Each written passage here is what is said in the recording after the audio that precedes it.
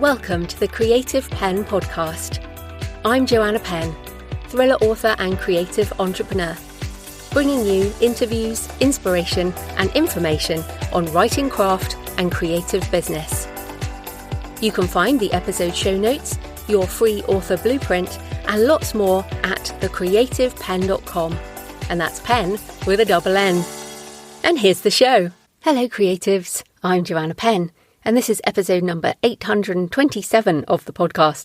And it is Saturday, the 6th of September 2025 as I record this. In today's show, I'm talking to the lovely Kim Buu York about writing fan fiction and multi-passionate creativity. And even if you don't have any interest in writing fan fiction, and to be honest, I don't, this is a fascinating chat about fandom and community, as well as writing multi-genre and managing multiple brands. I really enjoyed it, so I hope you do too. So that's coming up in the interview section.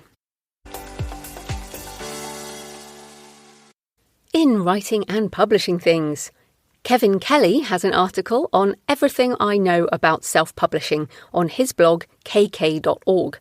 And Kevin has been at the forefront of tech and media for many years. He founded Wired magazine and he's written many books. He's famous in the creator community for his article 1,000 True Fans, published in 2008, and which still underpins how many of us make a living as independent authors and creators. He was on this show in May 2023 talking about excellent advice for living, and I was thrilled to have him on the show. So his article is interesting as Kevin has published in many different ways, which he lists out at the beginning. And it's pretty much everything from traditional publishing to Kickstarter to self-publishing on Amazon to coffee table photo books, a podcast, Substack, and many other examples. It is a long article and worth reading, especially as at his age and stage, Kevin has nothing to prove. He's in his 70s and no one to impress anymore. And so he doesn't pull any punches. I think it's a great article.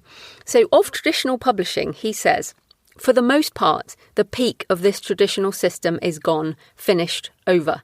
Reading habits have altered, buying habits are new, and attention has shifted to new media. It's an entirely new publishing world.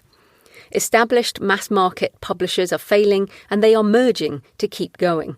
Traditional book publishers have lost their audience, which was bookstores, not readers. It's very strange, but New York book publishers do not have a database with the names and contacts of people who buy their books. Instead, they sell to bookstores, which are disappearing. They have no direct contact with their readers. They don't own their customers. Many of the key decisions in publishing today come down to whether you own your audience or not. So he goes into agents, advances, and says one of the advantages of this traditional system, going with a publisher, is that they bankroll your project. They reduce a bit of risk. Likewise, that is the genius of Kickstarter and other crowdfunders for self-publishing. Pre-sales bankroll your project, reducing risk. Crowdfunding becomes the bank.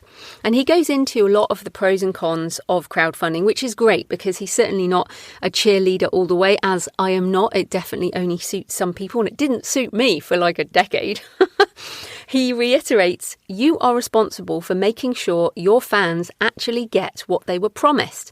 This fulfillment aspect of crowdfunding is often overlooked until the end, when it turns out to be the most difficult part of the process for many creators.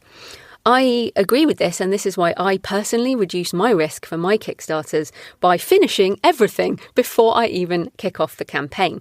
So right now, for The Buried and the Drowned, the book is finished in every single format. I know the shipping costs which are included in the Kickstarter itself. I don't charge shipping later. I don't like doing that. I want people to know what they're paying at the time of finishing their pledge.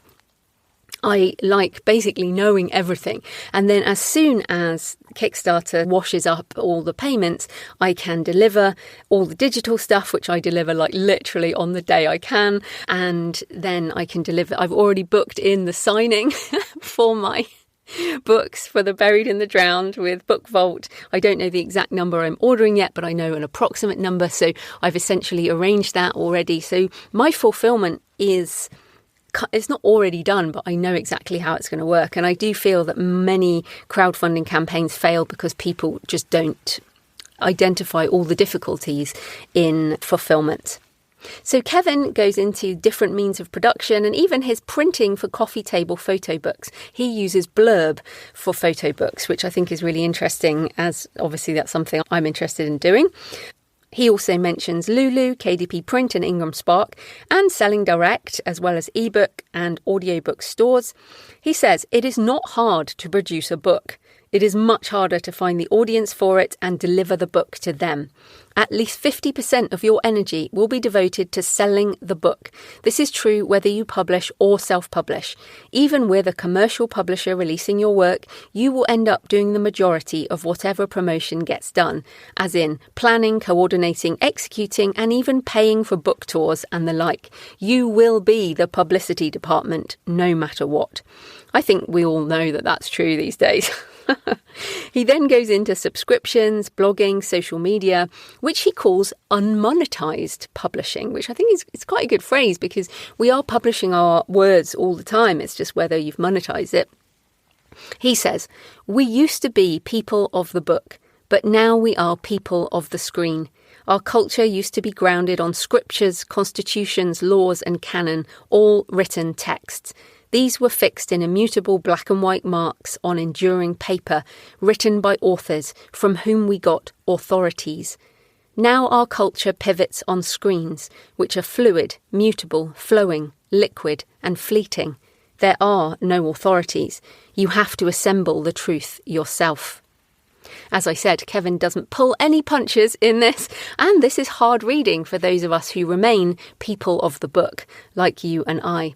Now, books are not going away, for sure, but it is interesting to consider the shift in culture, especially as I was thinking about yesterday. I was reading the latest Robert Galbraith book, which is a series I really like, and I was aware that actually yesterday I started reading on my phone when I was having a coffee in a cafe, and then I carried on my Kindle before bed. And so that is 2 screens that I was reading on. And I also watched a bit of Netflix, a show on Netflix, again, another screen. So when we consider that even if we are reading text, that often it's on a screen, I think that's really interesting. Oh, Kevin says in his conclusion, "The way I approach publishing today is with as much self-publishing as I can handle." So yes, I certainly agree with that. It is well worth a read. Link in the show notes, or just go to kk.org. And in other self-publishing news, a few people have emailed me about this, that KU authors can now distribute ebooks to libraries. And I'll link to Dale Roberts has a Substack where he covers this. Several people said that they wanted me to comment on it. Now, I couldn't find actual KDP help text about this. And personally, I feel that you really do need the company themselves to say whether or not this is allowed. But Dale has a screenshot of something that says it's possible. And you can use Draft to Digital or Publish Drive and select library distribution only. I really think KDP Help should add something on this if it's allowed. So make sure if you want to get your ebooks into libraries and you are using a system like Draft to Digital or Publish Drive, that you don't check all the other boxes, because that will put your ebook elsewhere and then you'll be in breach of your KU contract. So yes, be careful with that. So in AI news this week, as I record this on Saturday, the details of the Anthropic case have just come through. So the settlement. So as a reminder, the original case ruled that training on copyright works legally acquired is fair use. So Anthropic have been buying physical books and scanning them as if reading books, which is fine as they paid for the copies. And there have also been, as we know, lots of licensing deals between AI companies and publishers, with no doubt more to come. But training on pirated works in copyright required a settlement. So The Verge and others report that there is a $1.5 billion fund set aside, which might be around $3,000 per book pirated. This is still to be set in stone, but this is what's being discussed. However, this is the important part. There are some rules around what will get paid out. The book has to have been registered with the US Copyright Office within 5 years of the work's publication and registered before Anthropic downloaded it. So that's June 2021 for one of the databases and July 2022 for the other one. So if you have not registered your copyright with the US Copyright Office, as indeed I haven't because I register here in the UK and many authors don't register anyway, because this is the crazy thing. With copyright, you don't need to register in order to have copyright on your work. But if you want to get a settlement in any court case, then registering is the way to do that. So it's a sort of hedge against court cases. I suspect many indie authors did not register. And in fact, Victoria Strauss at Writer Beware reports that some publishers have not registered author works, even if it was contractually obligated to do so, saying for larger houses it's standard for the publisher to register on author's behalf at the publisher's expense. So even if you think your book was included, and you can obviously check the databases, you then also need to check that the copyright was registered and that it's within these dates. All the links you need are at Writer Beware, links in the show notes, or the Authors Guild also has a thing. But yeah, make sure you check this. I was then wondering if we would now see a whole load of lawsuits where authors join together to sue publishers who didn't register their works. Although, of course, the settlement amount, if it's, say, $3,000 per book, legal fees would be much bigger than that anyway. So really interesting that this is going ahead. I see lots of people going, oh, this is a real win for authors. But I think people are forgetting that this essentially solidifies training on copyright data as fair use. And if you think that even if it's $1 billion, Anthropic is worth a heck of a lot more than that, and these AI companies are worth a ton of money. So it makes me think that other AI companies will just go, oh, we need to pay that too, get it over and done with, and then get on with ingesting all the copyright data they can now legally do. So for those people who are like, oh, well, I don't want my books used in AI training, I can't see how you can stop that. An AI company can buy a physical copy of your book and then scan it legally. So I'm fine with this, and I upload my books to these systems anyway, certainly up to Claude, which is Anthropic's, and ChatGPT and Gemini. But I hope authors who are anti-AI realise the implications of these rulings, as opposed to getting carried away with this one settlement. But I fully expect more licensing deals to come, more settlements, and hopefully this will settle down and we can move into the more practical reality of working with these tools. And again, in my 2020 book on this, I had a whole chapter on copyright and licensing works in copyright. So this is something I wrote about years ago. So you can imagine I'm like, yeah, can we move on now? Anyway, please do check if you might get some money. You never know if you did register. On useful AI tools, 11 Reader this week has opened up to selling direct, so authors can earn 60% royalty on sales of AI-narrated audiobooks. Our goal is to create a product that enables anyone, whether you're an indie author or a publisher, to create an audiobook in minutes and be able to monetize it. Madeline Shu, who leads growth and strategy at 11 Labs, told Publishers Weekly, who have an article about this. Authors can use the free 11 Reader platform by uploading manuscripts with limited customization options, or access fuller features through paid 11 Labs subscriptions that allow multicast narration, music integration, and MP3 downloads. Okay, so just to be clear, if you use 11 Reader, you can upload your EPUB, and then anyone can buy the audio version of that through 11 Reader. But you don't have control over which voice they use and all of that kind of thing. If you use 11 Labs Studio, which is what I do, you fully control the audiobook experience, and then also people can buy them on 11 Reader. So if you get Death Valley on 11 Reader, it is in my voice clone. So there are two choices there, but people can buy it whichever way. I use both. So again, Death Valley is made with 11 Labs Studio, but many of my other books are also just on 11 Reader, and you can choose the voice that they get read in. So links in the show notes for that. Also at 11reader.io on their blog, a whole load of information about that. And then a couple more AI things. I am on the Brave New Bookshelf podcast, episode 47, with Steph Pajonas and Danica Favourite talking about how I use AI. We also talk about why, in an age of increasing technology, I am starting a master's in death, religion and culture, which is about as far from AI as you can get. Although there is one paper on death in a digital age, which I'm fascinated by. My classes start in a few weeks and I'm increasingly excited about it. So yes, that's Brave New Bookshelf podcast and very different show, the Novel Marketing Podcast with Thomas Umstadt Jr. Thomas and I geek out about AI together and we talk about different use cases. And it's interesting because Steph and Danica are both technical people, but our conversation is not very technical. Whereas with Thomas, we do get into lots of different use cases. So yeah, two very different interviews with different hosts, different vibes, both of them lots of fun for me and hopefully you will also find them useful. That's Brave New Bookshelf and Novel Marketing Podcast. Now, of course, I am an AI-assisted artisan author and I love sharing how I use AI. So I am, and in fact, as I record this, this afternoon, I'm doing my next webinar on the AI-assisted artisan author stuff, and it will have happened by the time this goes out. I've certainly had fun this week. I've spent probably almost 40 hours this week going through every use case, updating everything. I have to cull slides because there's so much that I want to cover. I last ran these in June and it's amazing how much things have already changed. So if you'd like to join me, I do have one more webinar left this year, Sunday, 21st of September. If you register, you can attend live or get the replay in video, audio with the slides and my prompt library. I will not be doing any more until early 2026, although if my course is going super, super well and I may not do any more, I don't know. I'm not promising anything yet, but given how much is changing and I do really enjoy doing these webinars, if you've done one with me, it's really quite fun and fast paced. Tickets at thecreativepenn.com/live, LIVE, thecreativepenn.com/live.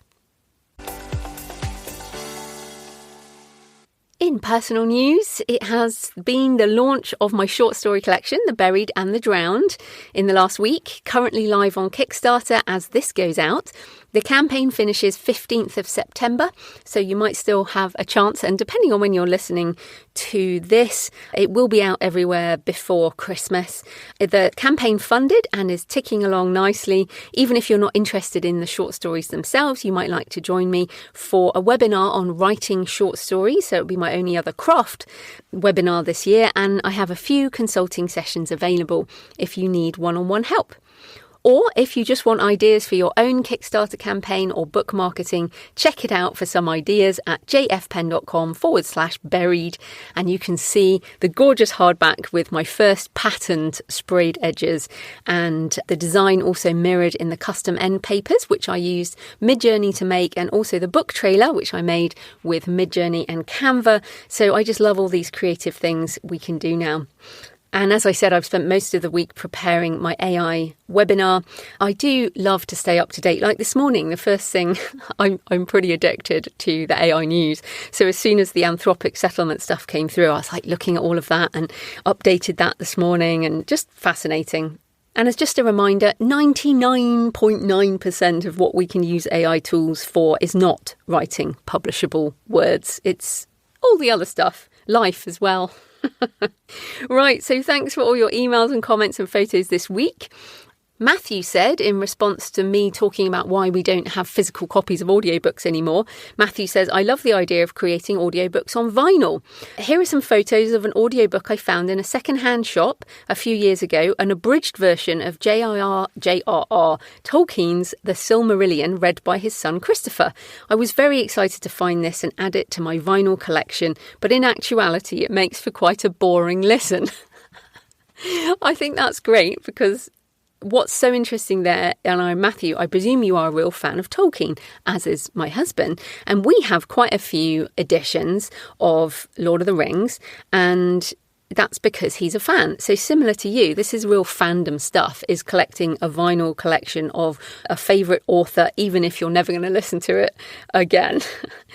But Stephen also emailed and was not so keen on the idea. He said, I'm just curious to know if you have a record deck or a tape player or amplifier and speakers at home. I do, but they've been in the loft for over 25 years. Most people I know dumped their hi-fis years ago.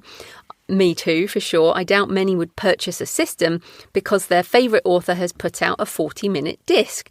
Now, again, I think this is more about the souvenir of vinyl.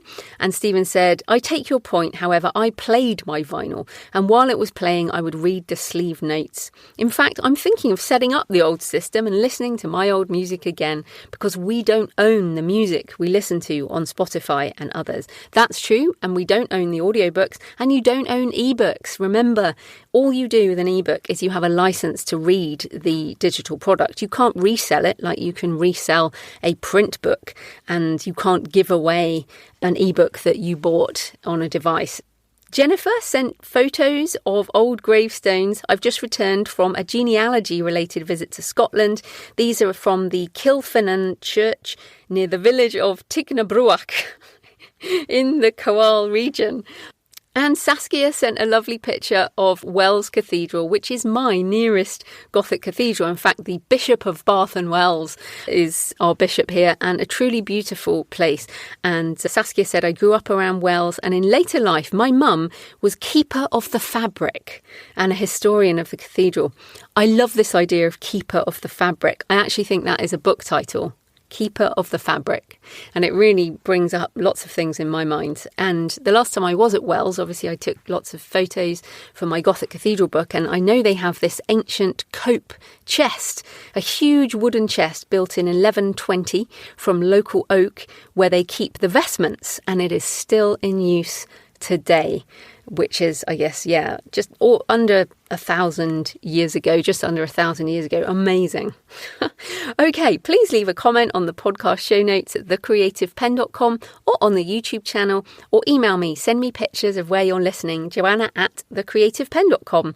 I love to hear from you. It makes this more of a conversation.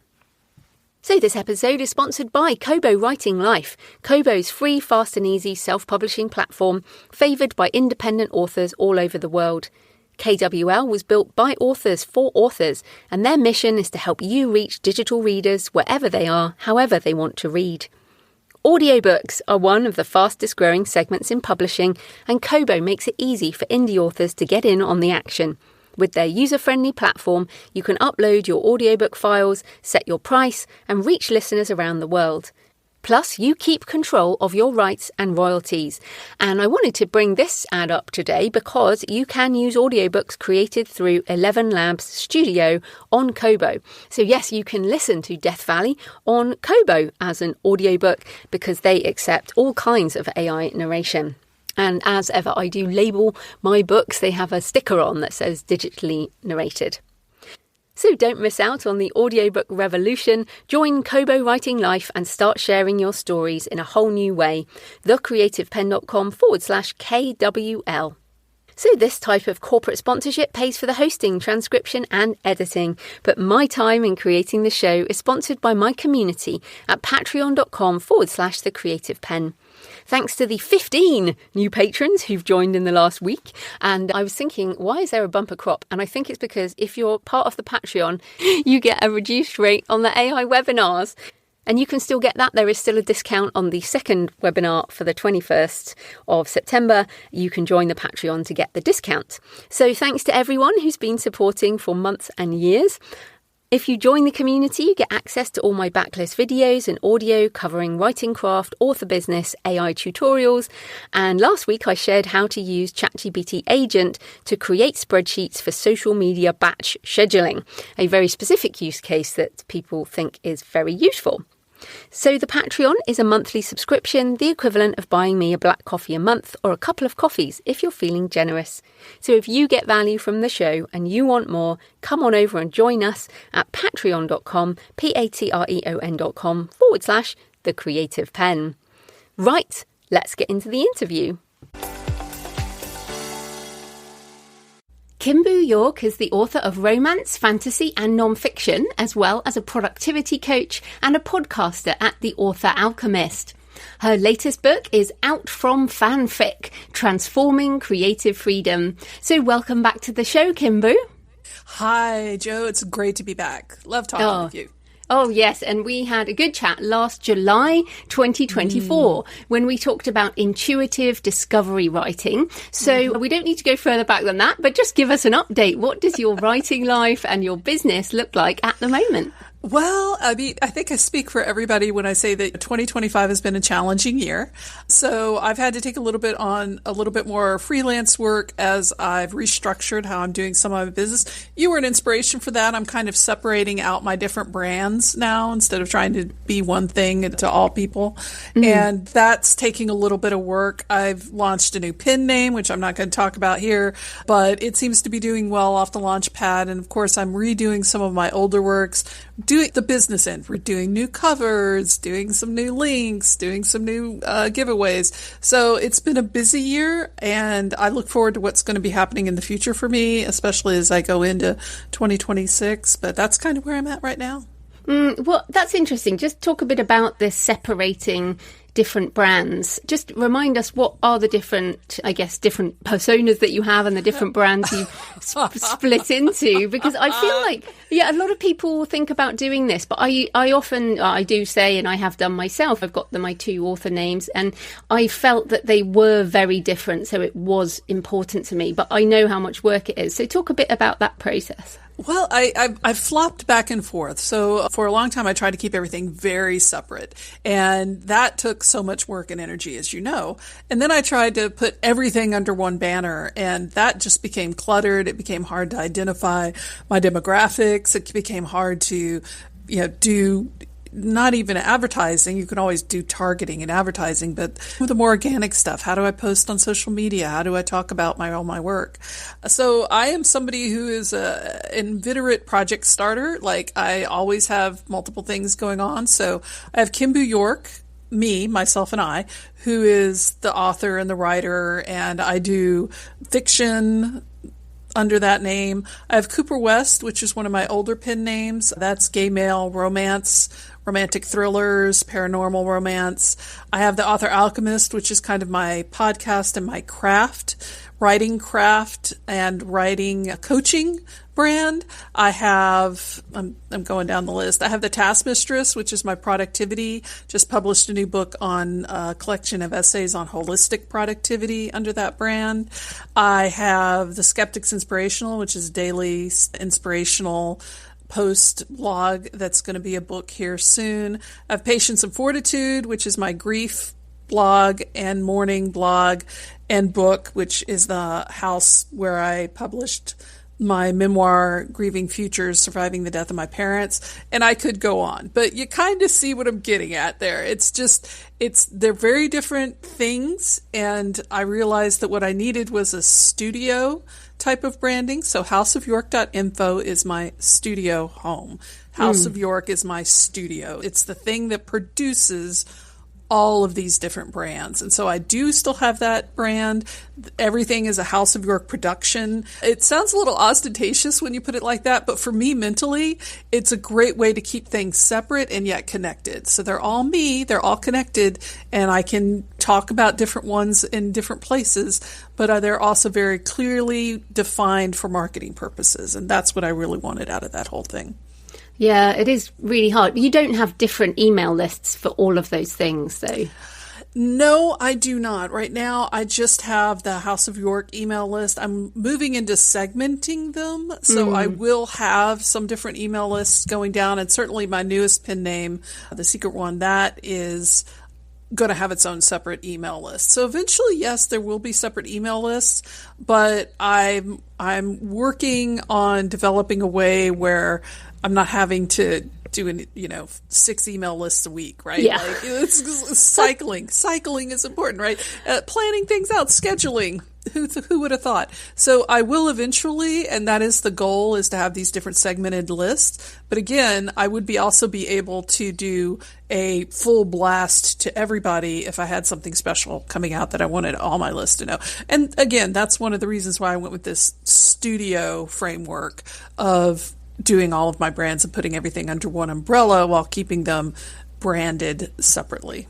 No, I like that. And I mean, I have thought about this, like, because I have the two main sites. Well, actually now I have three: the Creative Penn, JF Penn, and Books and Travel. And that's right. Yeah, and so they're my main websites, and then I have my Shopify stores, and then I have YouTube channels, and I have often thought, oh my goodness, I should have one like landing page where I can send people to. And then I thought, well, who do I send to one landing page? Because I actually, different people do different things. But I guess this is great to start on, actually, because I feel like you're a multi-passionate creator, and so am I, and we have long careers, and it's like, well, you can't just stay in your lane, you know. I feel like some people will say, oh no, you should just stay in your lane, and we're like, yeah, it's not actually possible.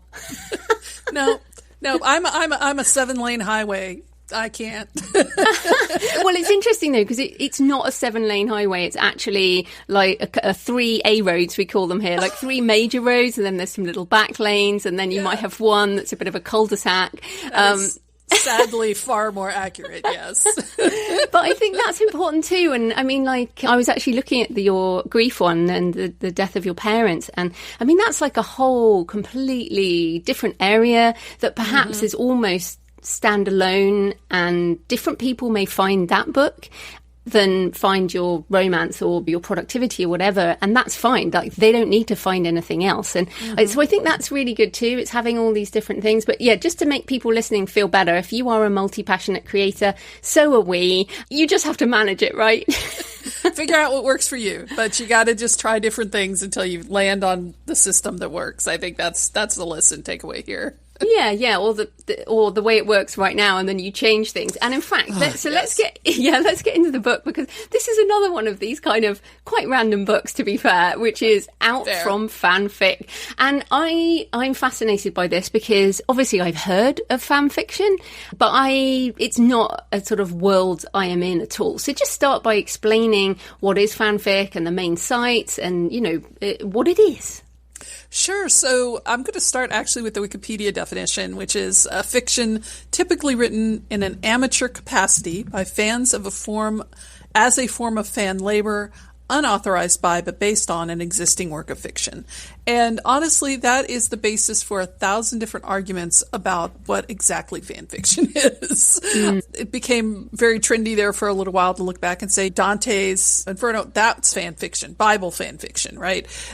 What is fan fiction? And it's one of those, well, you kind of know it when you see it type of things, right? But I consider it to be the interaction of a creative person, whether it's writing, drawing, painting, creating videos, with a property or fiction, a story that they love. It's them engaging with it on a personal level. And so that's really what fan fiction is. It's a hobby. It's the same kind of hobby as building Lego houses or model trains. You're taking something that exists and creating your own work, I guess is the word I would use, but creating your own world out of it. And so it's fun. It's fun. That's the bottom line for me, is fan fiction. Writing fan fiction and reading fan fiction is fun.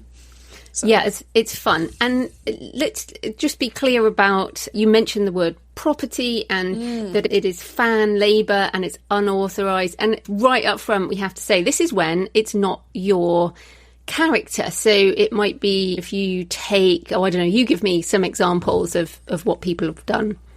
Okay, so you take any show, Supernatural, Teen Wolf, Game of Thrones, movies. The Avengers, that was one I was in for a long time. Currently in a lot of Chinese dramas like Nirvana and Fire and The Untamed. You take those characters and that setting, and you write your own version of, say, a cut scene or a post scene, or you change some of the canon facts of the story and you say, well, what if this person hadn't died? Or what if these people had met earlier? Or what if this one character had, left when they were young and then come back 20 years later? And you just add in these elements and have fun with taking it in a new direction. But as you said, they aren't yours. They aren't your characters. It's not your setting. It's not your story. You don't own that. And in the sense you own your own writing, of course. You always own your own writing in a creative sense, but in a legal sense, you do not own it. And so that's something people really need to be aware of if they're interested in fan fiction, if they're going to explore it, if they're going to use it as a writing tool, which you can, but you can't officially publish, like you can't publish and make money off of this. This is definitely hobby level stuff, which I don't say it to be denigrate. I've read some amazing fan fiction that's truly life transforming, how beautifully and amazingly well done it was, but it's hobby. You can't publish it. You can't do anything with it legally. I guess you can publish on a website. So, yes. So what are the places that people are publishing their fanfic on? So they are publishing it. The oldest site right now is fanfiction.net. It's still around. It still looks like it was did in like 1998. It's truly, I don't know how people use it. The one that most people are familiar with is called archiveofourown.org. It is a project of the nonprofit Organization of Transformative Works that was started 2008, 2009, I think, for the express purpose of having a place for fan fiction to exist. And they've done a lot of work on the legal end to protect people's rights to write and post fan fiction online. I try to draw the line between saying that they publish fan fiction and they post it for that reason. That's just a me thing. I don't think that that's really widespread in fandom. But for me, mentally, when I'm talking about it, you post your fan fiction to AO3, as it's known colloquially, and you share it and people can read it and comment on it and like it. And it's a great site. Their tagging system is truly a thing of beauty. But it is, again, it's not publishing in the sense of you're publishing a book, you're publishing something. There is fan fiction on Wattpad, but they've fought against it. They've taken down fan fiction in the past. They do allow it. It's kind of under the table on Wattpad, but there is a lot of fan fiction on Wattpad. I think going back a ways, the One Direction fandom really had its moment on Wattpad. But that was a long time ago. But there's still people posting fan fiction on Wattpad. A lot of times people cross-post. They post on Wattpad and they post on AO3. So it just depends on where you want to put your work. Okay, a few things here. So it would be obvious to me, like, if it's, I don't know, Captain Kirk from Star Trek, that classic. Is like a classic, and a very obvious modern character. But think about Thor, for example. So Thor, obviously being Norse god, none of that is under copyright, as in anyone can write a Thor story. But then there's Thor, the movies, and the things that are Thor-like that are movie-based as opposed to the original base. So how does that kind of work? Like, how do you know, especially when in people's minds sometimes things might get mixed up? You might mention Ragnarok. Now, Ragnarok is in all the ancient stories, but the way they did it in whatever Avengers movie or whatever, it might be specific. So are there lines here that people need to watch out for? I would say these days, yes, there's a little bit of line you need to watch out for. I mean, if your story is about Thor being a member of the Avengers, then, well, obviously, yeah.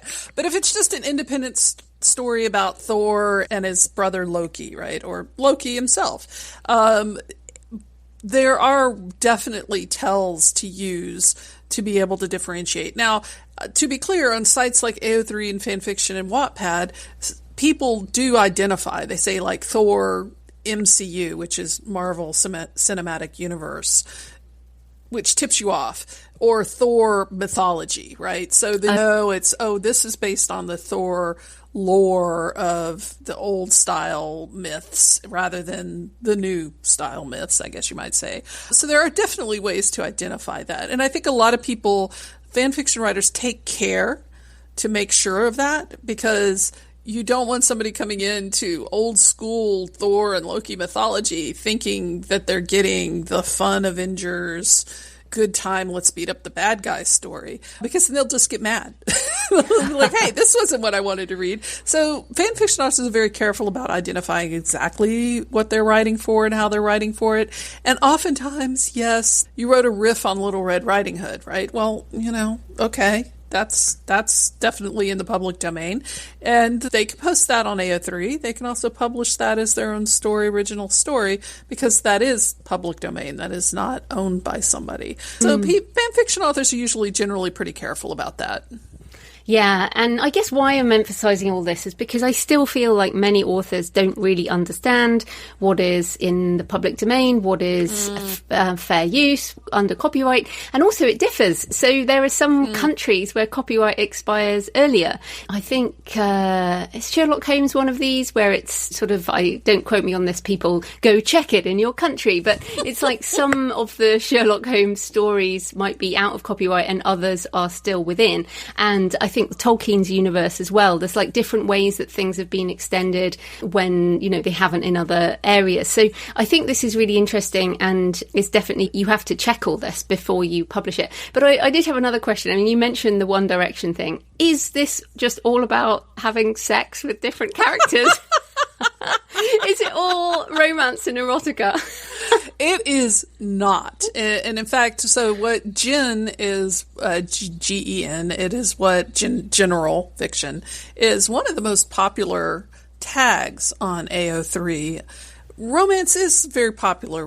They want their fave characters to kiss, right? Like that is a very popular element of fan fiction, but it's absolutely not what it all is. And it's not all written by 14-year-old girls. That's another stereotype that comes out. In fact, if you go back in history, I would say the modern fan fiction era, and a lot of academics would agree with me, began with the Kirk Spock fandom, right, out of Star Trek. And that, like, those women were full women because this was the late 60s and the 70s. There was no internet. If you wanted to share your stories, you had to have access to a Xerox machine. Remember Xerox machines, right? You had to have access to a Xerox machine or a mimeograph machine. And then you had to have access to the postage that would be required to mail these magazines out. So, like, you couldn't be a 14-year-old girl and write fan fiction in that era. So it's always been a very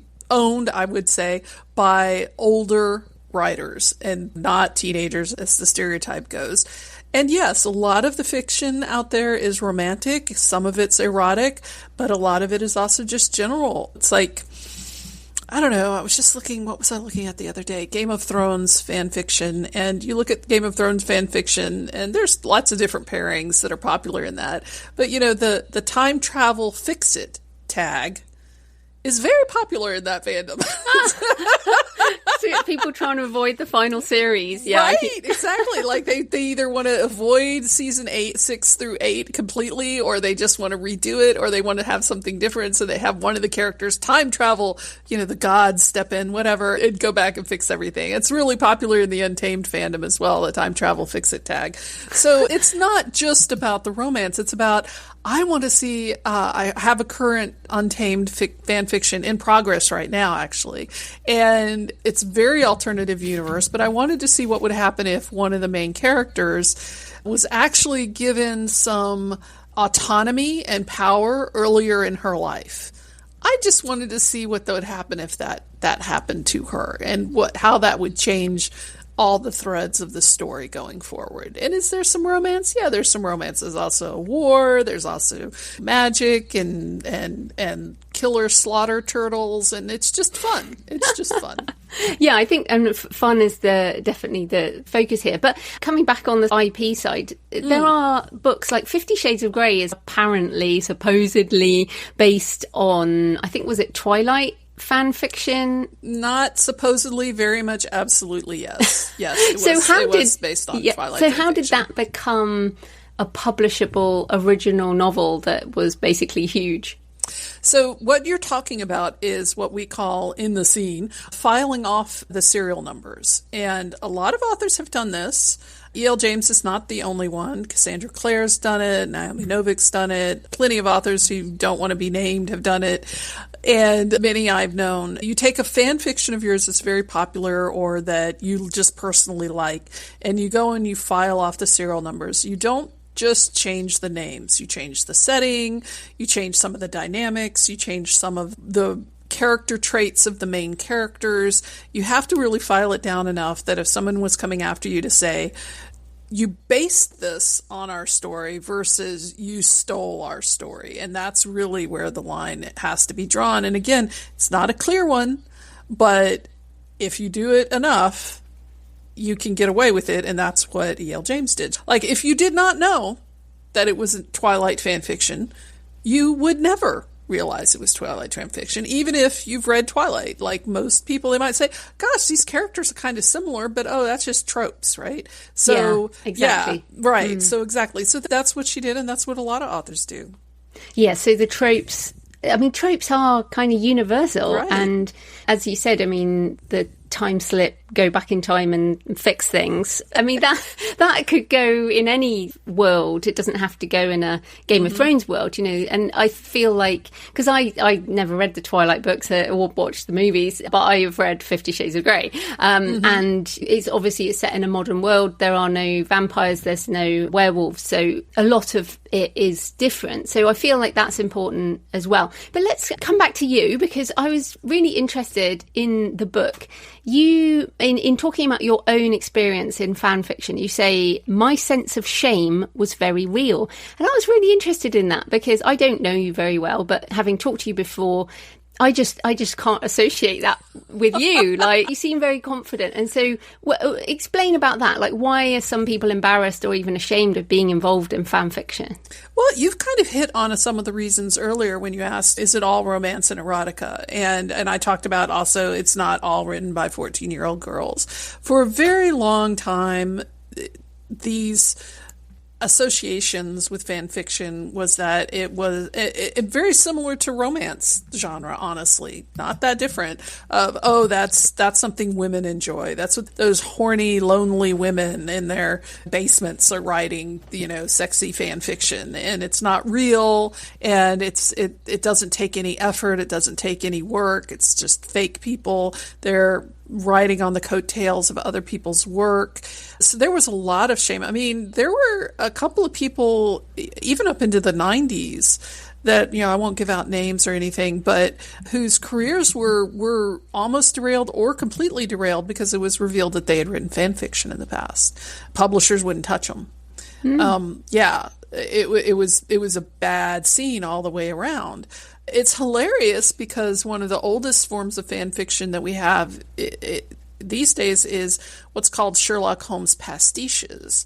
And Sherlock Holmes pastiches started appearing in the 1800s. Like, they started appearing not long after Sherlock Holmes stories were printed by Arthur Conan Doyle.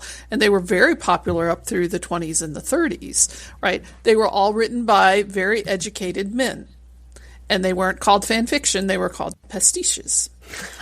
Right? And so those were okay. Those were fine. But then you get up into the 60s and the 70s and you have women writing Star Trek fan fiction.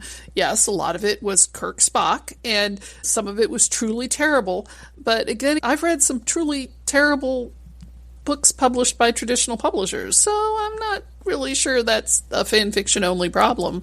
You get a lot of new writers coming into fan fiction, so there is a lot of bad writing out there. I'll just be upfront about it, and you can see it right away. You're like, ooh, that's not good. But a lot of these people are writing for the first time. I can't tell you how many times I've read an author's note at the start of a fic that's like, this is the first time I've tried to write anything, but I was just so inspired I wanted to do it. And to me, that's beautiful. That's amazing. Yeah, that is wonderful. That is wonderful. Even if the work itself is very clearly the first thing they've ever written. But you're like, hey, you've started on an amazing journey. And that's the beautiful part. But the shame that's been associated with it, like when I was first thinking about getting published in the 90s, because I don't know if anybody's listening, but I'm an old person, I realized that I would never be able to admit to having written fan fiction when I was younger, because I was a Kirk Spock girl in the 80s. I totally wrote fan fiction. I got to ask on this. I know. Is this a MM gay romance thing with Kirk and Spock? Okay, yes, right. Yes, just checking. checking. Oh gosh, I assume everybody knows. No, I didn't. I was thinking, okay, that's interesting. Yeah, no, Kirk Spock was one of the first, we'll call them ships. That's slang for relationship. That grew out of, I think, X-Files fan fiction in the 90s. But the Kirk Spock ship is one of the big motherships of fandom. It's, if you go on AO3 and look up how many stories are tagged Kirk/Spock, there's a lot. There's a lot. Wow, that's interesting. What about the mixed race? Because wasn't it the first kiss on screen with Uhuru and Kirk? Was it those two? A black and a white actor. Mm-hmm. The first interracial kiss. Interracial kiss. Yeah, that's the right terminology. I was like, what is the terminology here? But that kind of thing, often this kind of fun writing can also push more boundaries. I mean, we've seen so many things come out of indie that would never have started in traditional publishing. I mean, you think romantasy. There's no way like traditional publishing would have started this romantasy trend, which is so big now, and they've sucked up all the big ones, haven't they? So, yeah interesting. Reverse harem, or why choose, I think is what they call it these days. That pretty much came out of the One Direction fandom. Like, yes, of course. That makes sense. The Omegaverse. I don't know if you're familiar with Omegaverse. No. But you know what? We don't have 2 hours, so I won't explain it, but look it up. Omegaverse came out of the Supernatural fandom. A lot of people don't know that. They read Omegaverse now. The gay male, the MM romance publishing industry, which really got started when indies came on the scene, right? 2008, 2010. Almost all of those authors, you go back to the 2010, the MM they were all came out of fandom. Like fandom, one of the brilliant things about writing fan fiction and being in fan fiction is that you can see some of these trends coming. Like, I knew reverse harem was going to be big. I knew Omegaverse was going to be big. I knew romantasy was going to be big long before anything hit, because it was being so popularized in fan fiction. Because in fan fiction, you don't have to worry about whether it's going to make you money. All you're doing is you're having fun. You're trying out new ideas. You're throwing things at the wall. You're seeing what's interesting. You're coming up with new ideas and new stuff. And sometimes it clicks and takes off. And you have that freedom as a fan fiction writer, because you're not worried about how much money is this going to be, and is this on market, and is this a niche? None of that concern is there. You're just writing because you want to write. Yeah, and it feels like you're part of a group. You know, if you love the same thing as other people love, then, as you say, it's part of the fandom for whatever that property is. I mean, your book is called Out from Fanfic, so it's kind of turning from writing fan fiction into more professional writing, I guess. I mean, one of the things I was thinking is, of course, there are a lot of writers who are commissioned to write within these universes. So do those sort of companies recruit from fan fiction? They do now. It was less common, say, in the 80s, like when you had the Star Trek novels really taking off, and in the 90s when you had the Star Wars novels taking off. They still went with a lot of traditional publishers, even in the workhorses of the pulp fiction genres. These days it is a lot more popular, and it's a lot of traditional publishers are looking to popular fan fiction authors to mine for the next big thing. There was a dust up recently. There were 3 Harry Potter fan fictions. Dramoni, that's a ship. That's a portmanteau of Hermione and Draco. So Hermione and Draco as a couple is actually incredibly popular in fandom. And there were 3 very, very popular fan fictions that are Dramoni fanfic that have recently been taken and filed off although they didn't do a good job filing off the serial numbers. Everybody knew it right away. And then started being promoted. They actually used Harry Potter references in their marketing, which of course the Harry Potter people were just like, you got to stop that right now. Right? Like, you stop it. But the reason the publishers published this is because some of these stories had 1 million, 2 million hits, readers online, and they knew, this is a popular story. We could file off the serial numbers and make some money off of it. So yes, nowadays it's a lot more common for trad publishers and agents to look at fan fiction authors who are very popular, who have a following, who've done a lot of writing. So it is more common these days, for sure.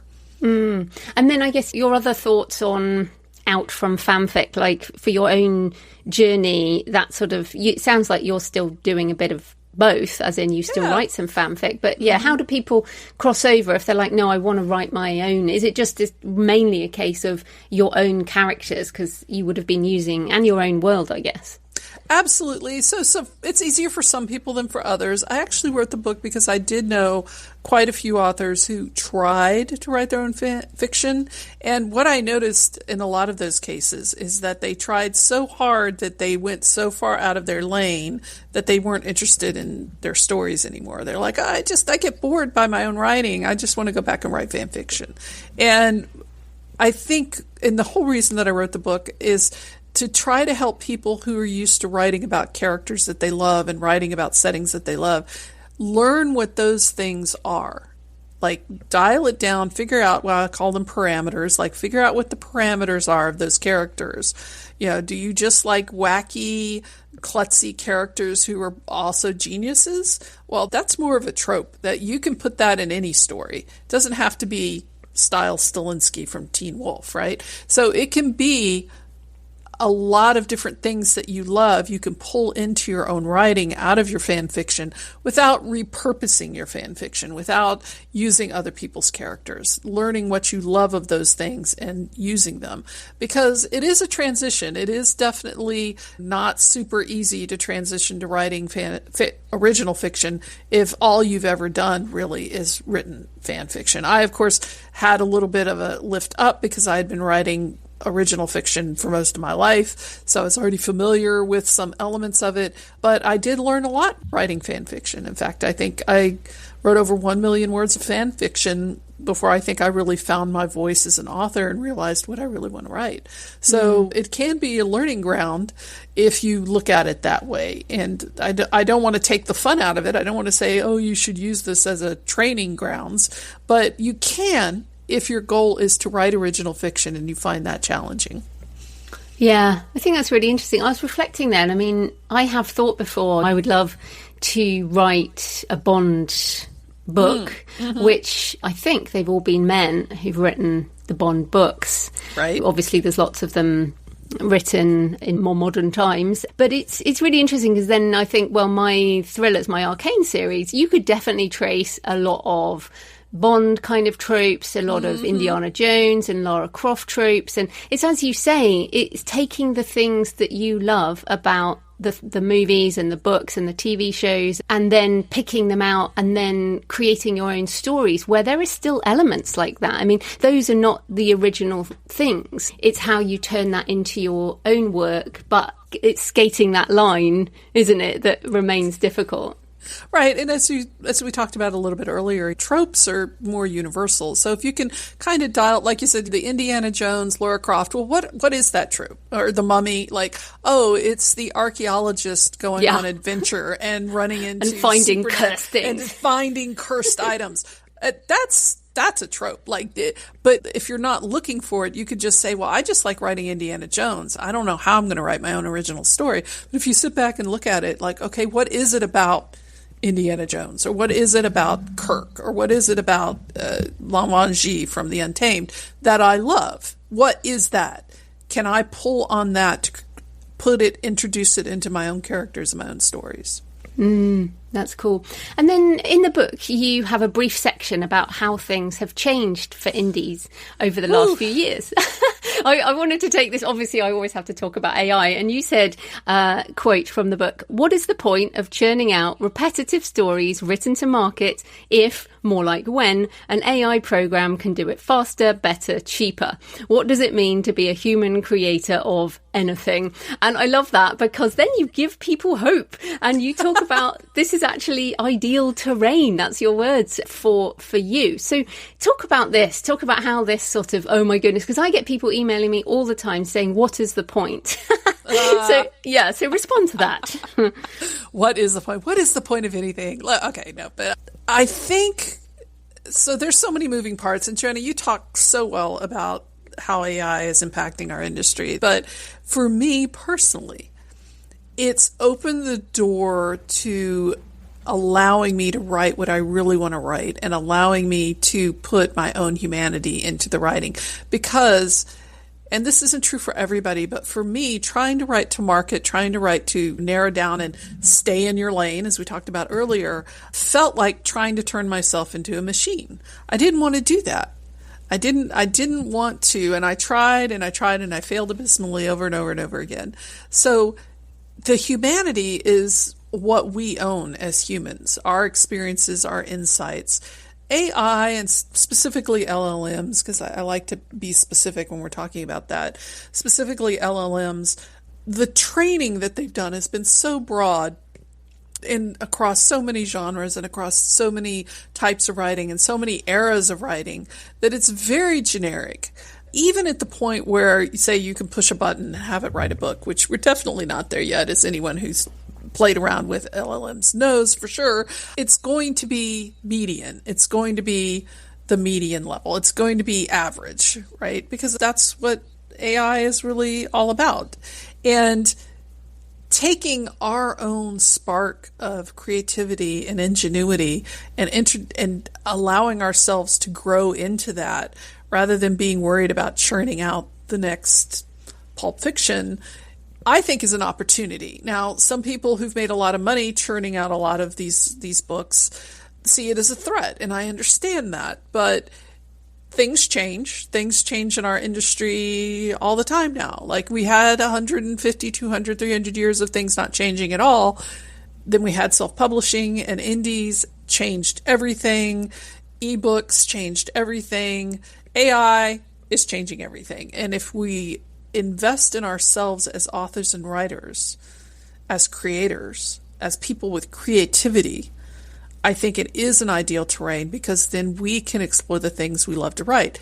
It's one of the reasons why I think that cross-genre books such as cozy fantasy or romantic, contemporary romantasy. What is even it? What is that? I don't know. But all these cross-genre things are starting to burble up because people feel more confident that they can reach the readers that they want and that they don't have to try to fit their round peg into a square hole type of situation. So that's my thoughts on it. I mean, I know other people have different opinions, but that's where I'm at.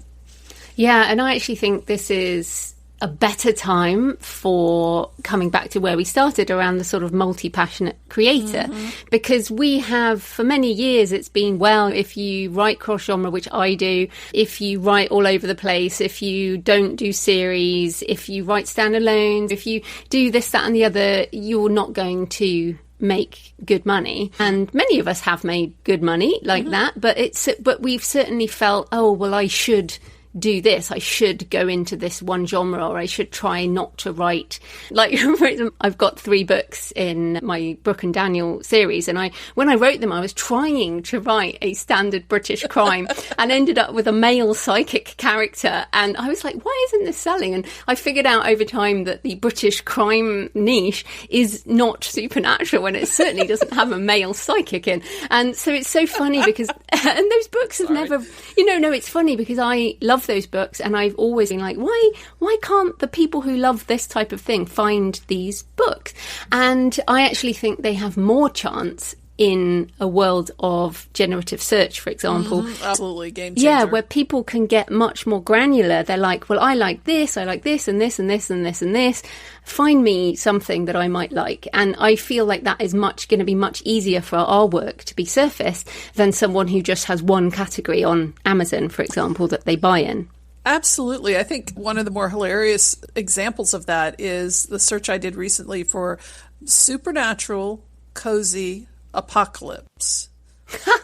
A cozy apocalypse. That is a nice one. Right? And there are books that came up in that search. And I was just like, oh, this is cool, because I wanted something that was like the end of the world, but also people coming together and found family and maybe a little supernatural. Like, is there dragons are coming up out of the earth because of climate change? People come. I found the book Apocalypse Cow, which Apocalypse. That's a great name. Apocalypse Cow. It's about a cow at the end of the world, and it's okay. But sounds like fun. It is fun. But these are the us cross genre writers, which I'm leaning into more. I think my serial Dragon's Grail is, in a lot of ways, still very much the epic fantasy second world type of thing, but I'm looking at it and it doesn't really fit into epic fantasy. It doesn't really fit into romantasy. It doesn't really fit in. So like I'm having to think of different ways of building up that explanation of it, because it is kind of intrinsically cross-genre, and it's going to be a challenge, but I think it's a great challenge to have in this day and age, because as you said, generative search is really going to be a game changer. I don't think people are ready for how much that's going to change everything. Oh, I already, probably for the last year now, I use ChatGPT to find books. I just find it so much better. I'm like, here's a list of things that I really like. Go find me some books. And I just think it's so cool to find much more weird stuff that just would not have been surfaced otherwise. And I guess where I'm going with this too is, and what I say to people is, you need to be your weird self. So, like, well said. All of what I just said, that was what I meant to say. So yeah. Be your weird self. And I see that with your work across different things. Like, and I bring up your parents' grief book again. I mean, a lot of people might not have expected a book like that alongside someone who also writes about productivity and this fanfic stuff. And so that breadth of humanity is, I think, what people who might come in one of your books and then they're like, oh, this person has a whole load of stuff that brings more depth, is just a different side of them. And I think this being the full human that you are is so important coming into this sort of new world. I agree, especially coming out of the world where you were supposed to be just one thing and do that one thing and be that only one thing. For me as a reader, I love seeing what other writers are working on. I love seeing a writer whose romance novels I really love, and they're branching into, space opera. I'm like, I'm all about it. Like, I'd love to read that. And because to me, it's more about what I enjoy reading in the author's own take on those stories, less than, this is space opera genre and that's all I read. And I don't think readers are like that. Some are. You got your whale readers who never leave their niche, but I think a lot of us, we like a lot of different things. And I think this is a great time for authors to be able to expand and take advantage of that. Yeah, absolutely. And maybe realize that, sure, you might not hit it out the park with every book, but then whoever did. I know there's readers out there who love your psychic British crime stories. Absolutely. I don't have a doubt. Well, what's so funny is they get the best reviews of all my books. They get the best reviews. It's just the number of people who actually like that kind of book are like, quite few and far between. But hey, I didn't know that when I started writing them. Right, so it just shows you. And I think what's good, and like I'm writing this book about Gothic cathedrals at the moment. Nobody asked for that. They didn't, but I am certainly looking forward to it because I love Gothic architecture, and so I'm excited about that. Oh, fantastic. Well, this is the thing, and I think we need to keep that in mind. So I guess as we close, write what you want to write, and hopefully in this new world with AI search, more people will find us. Right? The dream. The dream. Happy times. So where can people find you and your books online? Okay, well, I suggest that people go to my main hub studio website, which is houseofyork.info, and that's all one word, houseofyork.info. That has links to all my sub-brands, including my Kim Buu York and Cooper West and Patience and Fortitude, the one about grief and mourning, where they can read my dog's obituary, as I just lost my pet, and I'd love people to love my dog as much as I do, so go check that out. And so houseofyork.info, you can find everything there, and if you want to reach out to me, I'd love to hear from people. Great. Well, thanks so much for your time, Kim Buu. Thank you so much, Jo. It's been a pleasure, as always. So I hope you found the discussion with Kim Buu interesting. Let me know if you're into fan fiction or if you're struggling with managing multiple brands under one multi-passionate creative umbrella. I certainly know how that feels. So let me know what you think. Please leave a comment on the podcast show notes at thecreativepenn.com or on the YouTube channel, or email me, joanna@thecreativepenn.com. Send me pictures of where you're listening or your favourite cemetery or churchyard. Next Monday, I'm talking about self-publishing and marketing books for children with Darcy Patterson. In the meantime, happy writing, and I'll see you next time. Thanks for listening today. I hope you found it helpful. You can find the backlist episodes and show notes at thecreativepenn.com/podcast. And you can get your free author blueprint at thecreativepenn.com/blueprint. If you'd like to connect, you can find me on Facebook and X @thecreativepenn, or on Instagram and Facebook @JFPennAuthor. Happy writing, and I'll see you next time.